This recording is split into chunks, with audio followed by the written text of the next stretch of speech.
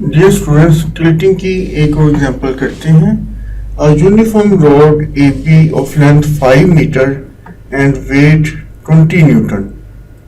The rod is resting on supports at points C and D, where AC is 2 meter and BD is 1 meter.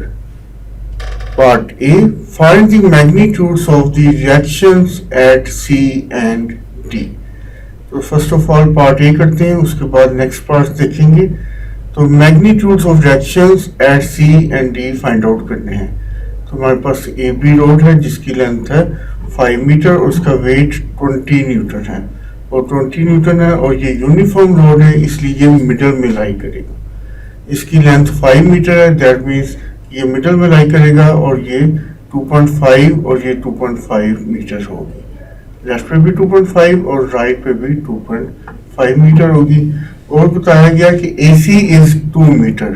AC is 2 metre यानी ये force जो है ये 2 metre के फासले पे है, उस पर रिएक्शन फोर्स RC और BT 1 मीटर, ये 1 मीटर है यानी कि ये स्पॉट B से 1 मीटर के फासले पे है, डिस्टेंस पे है. ये 2.5 है, ये 1 मीटर है तो ये फिर 1.5 मीटर होगा. ठीक है, 2.5 माइनस 1 1.5. इस तरह लेफ्ट पे भी 2.5 है और ये बताया गया कि AC 2 मीटर है तो ये भी 0.5 मीटर होगा और वेट इसका 20 न्यूटन है. तो इस पे हम कंडीशंस ऑफ इक्विलिब्रियम लगाते हैं. Upward forces equal to downward forces, that mean RC plus RD जो कि रिएक्शन फोर्सेस हैं C spot and D spot पे रिस्पेक्टिवली, तो वो इक्वल हो जाएंगी 20 की. RC plus RD equal to 20. इसी तरह एक मूवमेंट की भी इक्वेशन जनरेट करते हैं. मूवमेंट अबाउट C ले लेते हैं, किसी भी पॉइंट पे ले सकते हैं. C पे फायदा होगा कि RC एलिमिनेट हो जाएगा तो RC टाइम्स 0 वो तो 0 हो गया. तो RD टाइम्स 1.5, तो अबाउट C ले लेते हैं तो RD टाइम्स ये 2 हो गया. इनफैक्ट 1.5 प्लस 0.5 तो RD टाइम्स 2, ये एंटी क्लॉकवाइज मूवमेंट और 20 न्यूटन की फोर्स ये क्लॉकवाइज मूवमेंट. तो 20.0 इंटू 0.5, 20 टाइम्स 0.5 क्योंकि ये ना आ जाएगी RD times 2 equal to 20 times 0.5. तो यहाँ से RD इक्वल टू 5 न्यूटन आ जाएगा.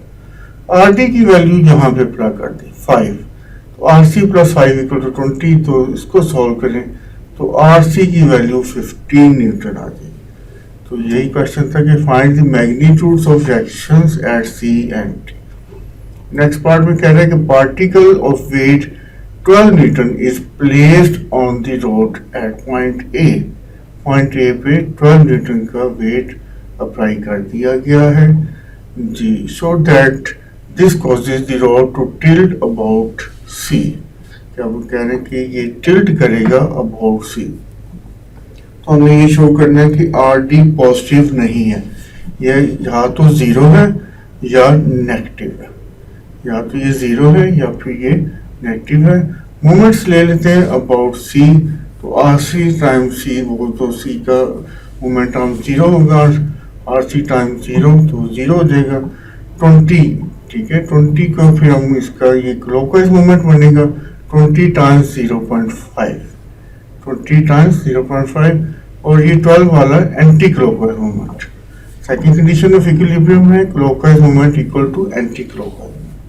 तो 20 टाइम्स 0.5 इक्वल टू 12. इसका डिस्टेंस मोमेंट आर्म 2 है तो 12 टाइम्स 2. इसी तरह RD का ये भी एंटी क्लॉकवाइज मोमेंट है, ये भी इसी साइड पे आएगा RD टाइम्स 2 क्योंकि ये 0.5 प्लस 1.5 2.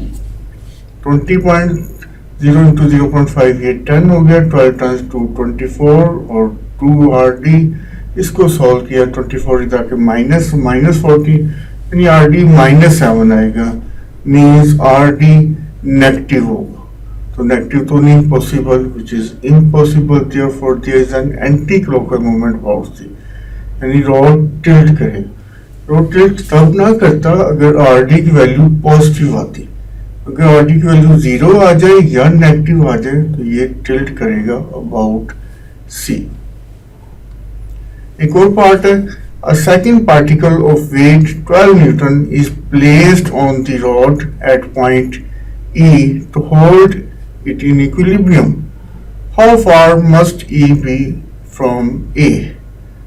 जी, तो ये पार्टिकल E पे 12 न्यूटन का किया गया, तो इसका डिस्टेंस सपोज ये x है, तो ये टिल्ट अबाउट कह रहे हैं कि c है, तो इसलिए RT की वैल्यू 0 होगी, और मूवमेंट भी अबाउट c ले लेते हैं जी, मूवमेंट भी अबाउट c ले लेते हैं, तो ये 12 टाइम्स x माइनस 2, 12 टाइम्स ये टोटल x है minus 2 plus 20 times 0.5, 20 times 0.5 equal to 12 times 2, ये एंटी क्लॉकवाइज मूवमेंट 12 टाइम्स 2, तो इसको सॉल्व किया, 12 टाइम x से 12x माइनस 24, 20 को 0.5 से मल्टीप्लाई किया 10, 12 2 ज़ा 24, ये माइनस 24 इधर आके ऐड हो जाएगा और 10 माइनस हो जाएगा, तो that mean 12x equal to 38, और 12 को डिवाइड कर देते हैं, x equal to 38 divided by 12, that is 3.17.